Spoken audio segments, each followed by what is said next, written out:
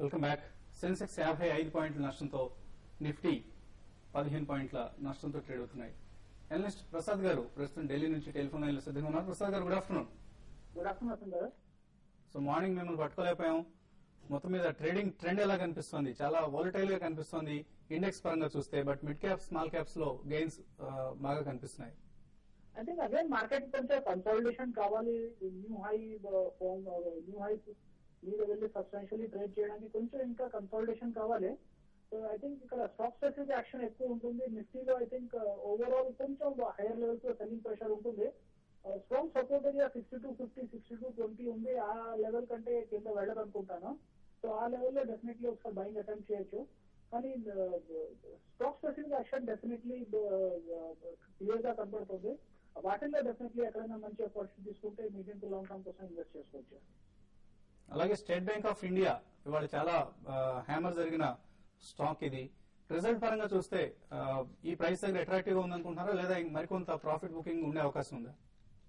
I think ఇంకొంచెం profit booking రావచ్చు. Somewhere around 31 and 50 వరకు ఐ థింక్ అది కరెక్ట్ ఏరియా అవుతుంది బై చేయడానికి. ఆ లెవెల్లో అట్లీస్ట్ డెఫినెట్లీ అటెంప్ట్ చేయొచ్చు. ఐ థింక్ అది స్లో అండ్ స్టడీ డిక్లైన్ అవుతుంది, ఏదో ఫాస్ట్ డిక్లైన్ అవ్వదు. కానీ 3150 I think better buying area కనపడుతుంది. ఓకే అండి. So morning Chambal fertilisers repeat చేసినట్లున్నారు స్టాక్ ని. సో ఇప్పుడు కూడా అదే పొజిషన్ కంటిన్యూ చేయమంటారా? ముందు అరౌండ్ 78-80 మనం రికమెండ్ చేస్తే మనం 95-96 టార్గెట్ కోసం 1 month బ్యాక్ ఆ టార్గెట్ వెళ్ళి క్వైట్ ఫాస్ట్ గా వచ్చేసింది. 2-3 months అనుకున్నది 1 month లోనే టార్గెట్ వచ్చింది. ఇప్పుడు లైఫ్ టైమ్ హైస్ లో ట్రేడ్ అవుతుంది. I think lifetime highs లో ఏదైనా స్టాక్ ట్రేడ్ అవడం అంటే బేసిక్లీ చాలా స్ట్రాంగ్ స్ట్రెంత్ కనబడుతుంది. So I think again back 101 మీద ఐదర్ బ్రేక్అవుట్ స్ట్రాటజీ అట్లయితే కొనుక్కోవాలో, లేకపోతే క్లోజర్ టు 95-96 కొనుక్కోవాలో. సో 2-3 months లో డెఫినెట్లీ 125-130 రూపీస్ టార్గెట్ కనిపిస్తుంది. Plus medium time investment strategy వచ్చేసి ఏమైనా ఇన్వెస్ట్ చేసుకుంటే ఈజీలీ అరౌండ్ 145-150 టార్గెట్ కనిపిస్తుంది. సో ఇది డెఫినెట్లీ వాచ్ చేసుకోవాలి. ఇంకా రెండో స్టాక్ నేను 1st October కి రికమెండ్ చేసింది, ఒకసారి జస్ట్ ఇన్వెస్టర్స్ ఇచ్చేద్దామని. Delta Corp around 80 rupees recommend చేసింది, 125 రూపీస్ టార్గెట్ రికమెండ్ చేశాము. అది 4-5 months అనుకున్నది, అగైన్ 1 month లోనే ఆ టార్గెట్ వచ్చేస్తుంది. సో ప్రాఫిట్ బుక్ చేసుకుంటే కానీ అగైన్ లోయర్ లెవెల్ లో డెఫినెట్లీ మంచి buying opportunity closer to 100 rupees again I think invest చేసుకోవాలి. Because medium to long term outlook ఈ casino only listed casino stock చాలా బ్రైట్ గా కనబడుతుంది. So again buying opportunity closer to 100. Delta Corp radar లో ఉంచుకుని ఎక్కడ panic situation వస్తే మంచి బయింగ్ ఆపర్చునిటీ ఉంది 1 year టైం ఫ్రేమ్ కోసం. సో డెల్టా కార్ప్ లో ప్రస్తుతానికి ప్రాఫిట్ బుక్ చేసుకోమంటున్నారు. అలాగే చంబల్ ఫెర్టిలైజర్స్ బై రికమెండేషన్ ఇస్తున్నారు డి ప్రసాద్ గారు. ప్రస్తుతం 119 రూపీస్ దగ్గర ట్రేడ్ అవుతుంది డెల్టా కార్ప్. అలాగే Orissa mineral development corporation 81,450 rupees దగ్గర ట్రేడ్ అవుతుంది. 2,303 ఇందాక కూడా ఒక కాలర్ అడగటం జరిగింది. నెక్స్ట్ కాలర్ నరసింహారెడ్డి గుంటూరు నుంచి లైన్ లో ఉన్నారు. నరసింహారెడ్డి గారు, హలో. నమస్తే సార్. నమస్తే అండి. కరెంట్ లెవెల్ సియూబీ అను యూకో బ్యాంక్ తీసుకోవచ్చు సార్. షార్ట్ టర్మ్ కోసం, మీడియం టర్మ్, లాంగ్ టర్మ్ కోసం అండి? షార్ట్ టర్మ్ అండి. గుంటూరు నుంచి చేశారంటేనే షార్ట్ టర్మ్ కోసం అర్థమవుతుంది. CUB and UCO bank. Bank చూస్తే కనుక ఇప్పటికీ పాజిటివ్ అయిందండి. ముఖ్యంగా పంజాబ్ నేషనల్ బ్యాంక్ చూస్తే కనుక ఒక లాస్ట్ 2 days చిన్న కరెక్షన్ ఇచ్చిన మటుకు, బట్ 1350 దగ్గర స్ట్రాంగ్ సపోర్ట్ ఉంది. ఏమాత్రం 1350 కనుక ఇవాళ రేపు నిలబడితే కనుక మీరు 1450 వరకు టార్గెట్ ఎక్స్పెక్ట్ చేయొచ్చు. అలాగే యూకో బ్యాంక్ చూస్తే కనుక ఒక చిన్న 140 పైన బ్రేక్అవుట్ వచ్చి 140 పైన నిన్న ఇవాళ కూడా బాగా స్ట్రాంగ్ గా నిలబడుతుంది. నా ఉద్దేశం యూకో బ్యాంక్ బెటర్ బెట్ గా ఉంటుంది. డెఫినెట్ గా యూకో బ్యాంక్ బై చేయొచ్చు. ఓకే అండి. సో షార్ట్ టర్మ్ అవుట్లుక్ తో కూడా ఈ రెండు స్టాక్స్ ని ఈ లెవెల్లో బై చేయొచ్చు అని చెప్తున్నారు city union bank and UCO bank. Sharma Chennai నుంచి నెక్స్ట్ కాలర్ లైన్ ఉన్నారు. శర్మ గారు, హలో. ఉన్నానండి, చెప్పండి శర్మ గారు. నేను ప్రస్తుతం కొంత పెట్టుబడి పెట్టాలనుకున్నానండి మార్కెట్ లో. ఏదైనా మంచి స్టాక్ లో చెప్పగలరా? అంటే ఏం చేస్తుంటారు శర్మ గారు మీరు? మీ టీవీ వాల్యూమ్ తగ్గించండి. నేను రిటైర్డ్ అండి. రిటైర్డ్. మీ టీవీని తగ్గించండి, టీవీ వాల్యూమ్ మ్యూట్ లో పెట్టేసి అప్పుడు అడిగిన ప్రశ్న. నేను రిటైర్డ్ అండి. ఓకే. ఎంత ఇన్వెస్ట్ చేద్దాం అనుకుంటున్నారు మార్కెట్స్ లో? అబౌట్ 4 to 5 lakhs అనుకోండి. 4 to 5 lakhs రిటైర్డ్ ఏజ్ లో మార్కెట్స్ లో చాలా ధైర్యంగా దిగుదాం అనుకుంటున్నారు. ఎంత మీ అవుట్లుక్ ఎంతండి? ఇన్వెస్ట్మెంట్ హొరైజన్ ఎంత పీరియడ్ కోసం ఇన్వెస్ట్ చేద్దాం అనుకుంటున్నారు? అదే అదే దానికోసం మిమ్మల్ని నేను సలహా అడుగుతున్నాడు. ఎంత పీరియడ్ కో పెట్టచ్చు మార్కెట్ లో? ఇన్ఫాక్ట్ వచ్చే 20 ఏళ్ళు కూడా మార్కెట్స్ బాగుంటాయండి. అలా అది కాదు. ఓకే అండి. సో ఎటువంటి సలహా ఇస్తారండి? ఒకటండి, ఇది volatile times and historical highs దగ్గర ట్రేడ్ అవుతున్న మార్కెట్స్ అనమాట యాజ్ ఆఫ్ నో. కాబట్టి ఎస్పెషల్లీ మీ ఏజ్ విషయం కూడా చూస్తే కనుక నేను అనుకోవటం హై రిస్క్ తీసుకోవటం అట్ కరెంట్ లెవెల్స్ అడ్వైజబుల్ కానే కాదనమాట. కాబట్టి preferably go through mutual fund route అండి. ఎస్ఐపి స్కీమ్స్ కింద సిస్టమాటిక్ ఇన్వెస్ట్మెంట్ ప్లాన్ కింద ఇన్వెస్ట్ చేయండి. అండ్ పిఎస్యూ ఐపీఓస్ ఏవైతే వస్తున్నాయో మంచి ఐపీఓస్, ఇప్పుడు పవర్ గ్రిడ్ ఆల్రెడీ స్టార్ట్ అయిందనమాట ఇవాళ ఇష్యూ. అలాంటి ఇష్యూస్ కి అప్లికేషన్ చేయండి and definitely go through SIP schemes of mutual fund ఉంది.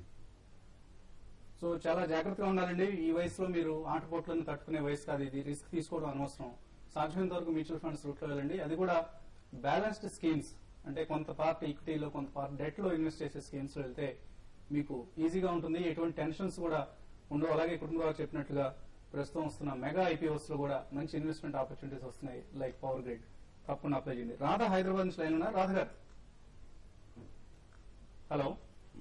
హలో, నమస్తే అండి. నమస్తే అండి. ఫినాన్షియల్ టెక్నాలజీ మేము 1010 లో తీసుకున్నామండి. ఈ రోజు రిజల్ట్ అన్నారు, ఎగ్జిట్ అవ్వమంటారా, హోల్డ్ చేయమంటారా? దాని రిజల్ట్ ఎలా ఉండొచ్చు? ఓకే అండి. సో ఫైనాన్షియల్ టెక్నాలజీస్ రిజల్ట్ ఎలా ఉండే అవకాశం? రిజల్ట్ బాగానే ఉందండి కంపెనీది, ఎందుకంటే ఆల్రెడీ ఇండికేషన్స్ లాస్ట్ క్వార్టర్ లో ఇచ్చిన గైడెన్స్ బట్టి చూస్తే. బట్ డెఫినెట్లీ ఏంటంటే బిగ్గెస్ట్ సెట్ బ్యాక్ కంపెనీకి వాళ్ళకి స్టాక్ ఎక్స్చేంజ్ పర్మిషన్ ఇవ్వకపోవడం అనమాట సేబీ. ఈ 2 days స్టాక్ ర్యాలీ అవడానికి కారణం కూడా 70 రూపీస్ హైకోర్టులో స్టే కోసం అని అప్లై చేశారు ఆర్డర్ పైన. దానిపైన ఫేవరబుల్ ఆర్డర్ వస్తుందని. But that case has been listed for after vacation అనమాట. నేను అనుకోవటం మాత్రం స్టాక్ ఇన్ షార్ట్ టర్మ్ ఏదైతే ఈ రిలీఫ్ ర్యాలీ వస్తుందో it should be used for exiting once అండి. క్లోజర్ టు 1100 to 1120 లెవెల్స్ లో ఒకసారి ఎగ్జిట్ అవ్వండి. ఓకే అండి. ప్రస్తుత ర్యాలీలో ఫైనాన్షియల్ టెక్నాలజీస్ స్టాక్ నుంచి ఎగ్జిట్ అయ్యే ప్రయత్నం చేయండి. గీతా లక్ష్మి హైదరాబాద్ నుంచి లైన్ ఉన్నారు. గీతా లక్ష్మి గారు. నేను థర్మాక్స్ ఇండస్ట్రీస్ గురించి యాక్చువల్లీ మేము 900 దగ్గర బై చేసామండి. ఏ స్టాక్ అండి? థర్మాక్స్ అండి. థర్మాక్స్. ఓకే అండి. 900 దగ్గర బై చేసామండి. అది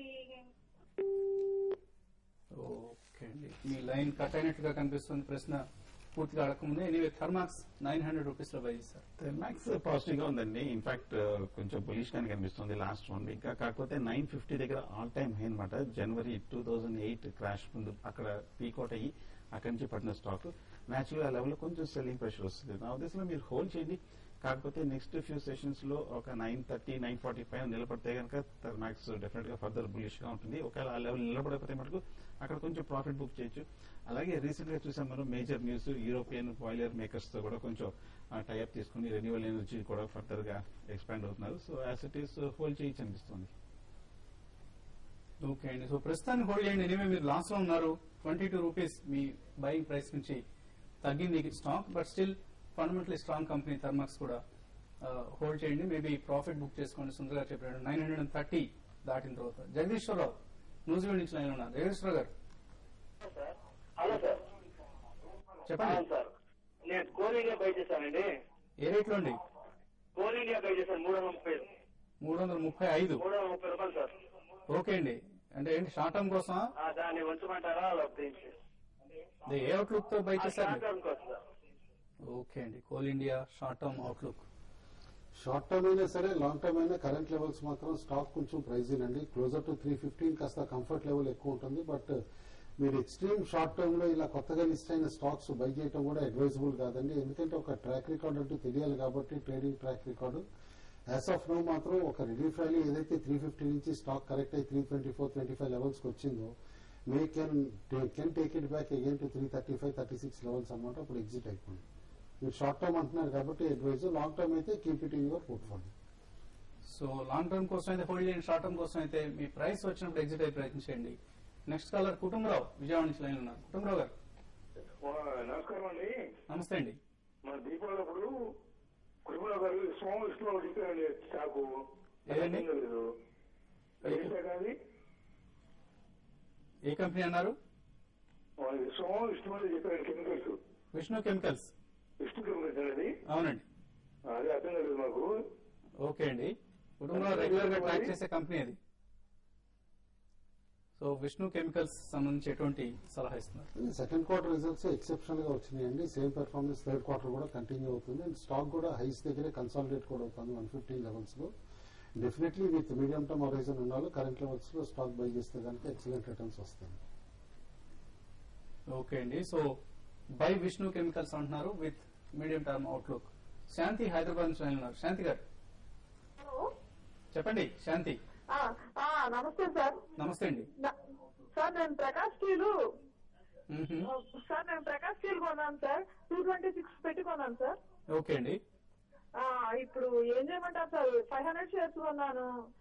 అది రోజు 30,000 దాకా లాస్ అవుతున్నాను. తీసేద్దామంటే ఎన్ని రోజులు వెయిట్ చేయమంటారు? సో మనం వార్న్ చేసామండి గతంలో కూడా. కంపెనీ సంబంధించిన నెగిటివ్ న్యూస్ పబ్లిష్ అయినప్పుడు మీడియాలో వార్న్ చేయడం జరిగింది, స్టాక్ జోలికి వెళ్లొద్దు అని. ఇన్ఫాక్ట్ న్యూస్ వచ్చిన రోజున ఫస్ట్ మనమే అడ్వైజ్ ఇచ్చామండి. ఆ రోజున మార్నింగ్ పేపర్స్ లో చాలా స్మాల్ లెటర్స్ లో కార్నర్ లో వస్తే న్యూస్ కూడా అనమాట. సిబిఐ రేడ్ అయింది కాబట్టి వీళ్ళు కోల్ బ్లాక్ మిస్యూజ్ చేస్తున్నారని చెప్పేసి కంపెనీకి అది ఎక్సెప్షనల్ ప్రాబ్లం కావచ్చు, స్టాక్ పడిపోవచ్చు, ఎగ్జిట్ అయిపోమని. In fact at the time stock was around 234 అనమాట. అక్కడి నుంచి కంటిన్యూస్ గా 150 వరకు పట్టడం చూసాం. ఎనీ రికవరీ ఏదన్నా వచ్చినా కూడా ఈ కేసు రెజల్యూషన్ పైన ఉందంటే. అదర్వైజ్ వాళ్ళ other divisions are doing very well అనమాట. స్టీల్ డివిజన్ అవన్నీ కూడా. కాబట్టి ఈ కేసు న్యూస్ ట్రాక్ చేయండి. అట్ కరెంట్ లెవెల్స్ మాత్రం టెంపరీ బాటమ్ ఫామ్ అయిందని చెప్పేసి అని అనుకుంటున్నాం. మీరు as of now track that news on coal case అని అనమాట. స్టాక్ మాత్రం అట్ కరెంట్ లెవెల్స్ అమ్మద్దండి. బట్ డోంట్ యావరేజ్ ఆల్సో అండి. ఎందుకంటే ఎటువంటి స్టాక్స్ నార్మల్ గా యావరేజ్ చేసే ప్రయత్నం చేస్తూ ఉంటారు. అక్కడ మరికొంత నష్టపోయే అవకాశం ఉంటుంది. సో కొంత క్లారిటీ వచ్చే వరకు company future course of action గురించి వచ్చేంత వరకు వెయిట్ చేయండి. సో ఫైనల్ గా ట్రేడర్స్ కి ఎటువంటి సలహా ఇస్తున్నారు? స్పాట్ నిఫ్టీ 6250 దగ్గరే సపోర్ట్ తీసుకుంటుందండి బాగా. 6250 కింద క్లోజ్ అవుతా ఉంటే కనుక జస్ట్ కపుల్ ఆఫ్ డేస్ అట్లా పొజిషనల్ ట్రేడింగ్ చేసే ట్రేడర్స్ మాత్రం కాస్త అవాయిడ్ చేయడం బెటర్. గట్సీ ట్రేడర్స్ మాత్రం పొజిషన్స్ 6250 కింద తీసుకుంటే కూడా they should be prepared for another 40-50 points decline అయినా హోల్డ్ చేసే కెపాసిటీ ఉంటేనే పికప్ చేయమని చెప్పేసి చెప్తాను. స్టాక్స్ డూయింగ్ వెల్ మాత్రం Bharti is looking exceptionally strong అనమాట. ఇవాళ మేబీ నెంబర్స్ పాజిటివ్ గా ఉంటాయని చెప్పేసి. టాటా మోటార్స్ కూడా at lower levels can be good bet అనమాట. ఎందుకంటే మార్నింగ్ హయ్యర్ లెవెల్స్ నుంచి ఇప్పుడు కరెక్ట్ అయ్యి దాదాపు రేట్ టు రేట్ ట్రేడ్ అవుతుంది కాబట్టి. నిఫ్టీ 6250 కింద ఫర్దర్ వీక్నెస్ మనం ఎక్స్పెక్ట్ చేయొచ్చు. అలాగే హిందుస్థాన్ లీవర్ 310 పైన ఉంటే కనుక బై చేయండి షార్ట్ టర్మ్ కి. అలాగే హైటీసీ కూడా 175 పైన నిలబడితే కనుక షార్ట్ టర్మ్ బై చేయొచ్చు. బట్ మార్కెట్ కొంచెం కన్సాలిడేషన్ లో ఉండే అవకాశం కనిపిస్తుంది. సెన్సెక్స్ 50 పాయింట్లు, నిఫ్టీ 15 పాయింట్ల నష్టంతో ట్రేడ్ అవుతున్నాయి. సో ఇన్వెస్టర్ల ఈమెయిల్ సందేహాలకు సమాధానాలు ఇచ్చే ఆఫ్టర్నూన్ ట్రేడ్ ఈ కార్యక్రమంలో లైవ్ వెబ్కాస్టింగ్ www.tv5money.com వెబ్కాస్టింగ్ ప్రత్యక్ష ప్రసారంలో మరి కాసేపట్లో కలుద్దాం.